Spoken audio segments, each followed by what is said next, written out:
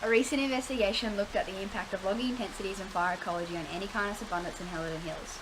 This is an Antechinus, a small dasyurid species indigenous to Australia. The IUCN listed of least concern. However, this animal is severely threatened by logging and fire ecology.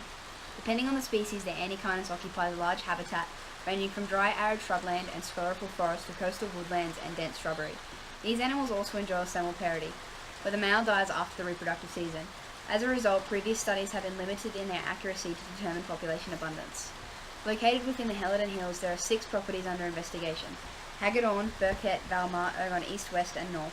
These properties have experienced various levels of logging intensities and fire ecologies over the past couple of years, which have been driven by the need for timber and the threat of wildfires.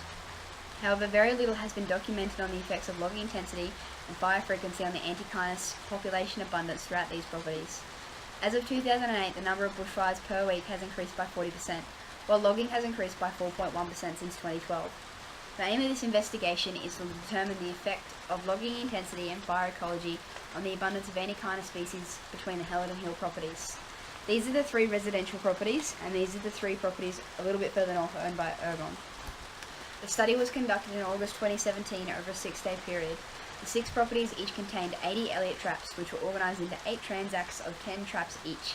A patch of ground was cleared before setting the Elliott trap up and baiting it. It was also then covered with foliage in order to protect caught animals from heat stress and to hide the trap.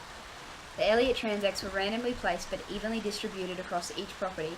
Each transact was placed 50 metres apart, while individual traps were placed 15 metres apart. Each transact was also placed at least 40 metres from any road. Traps were checked each morning for a caught animal and to replace bait. Traps were deemed operational if they had caught an animal or had not been set off, while non-operational traps were closed with no animal. If an animal was caught, numerous measurements were documented. The data was then collected and a number of events per 100 trap nights was calculated in order to standardise the data. All of the data was then run through a 2-way ANOVA statistical analysis. For Elliott traps, the relative abundance did not differ significantly between logged and unlogged sites, or between sites with different fire ecologies. However, the mean relative abundance is significantly different between properties.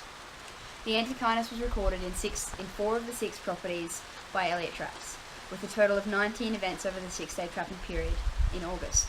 The relative abundance was seen highest in the Valmar property. The study showed that the greatest abundance of Antechinus was seen on the Valmar property, which had low logging intensity and fire frequency. However, the Helidon property was also documented to have a low logging intensity and fire frequency, yet there was no Antechinus caught on this property, therefore suggesting there is some other factor influencing Antechinus abundance on the Helidon property. However, this study was limited by the amount of data.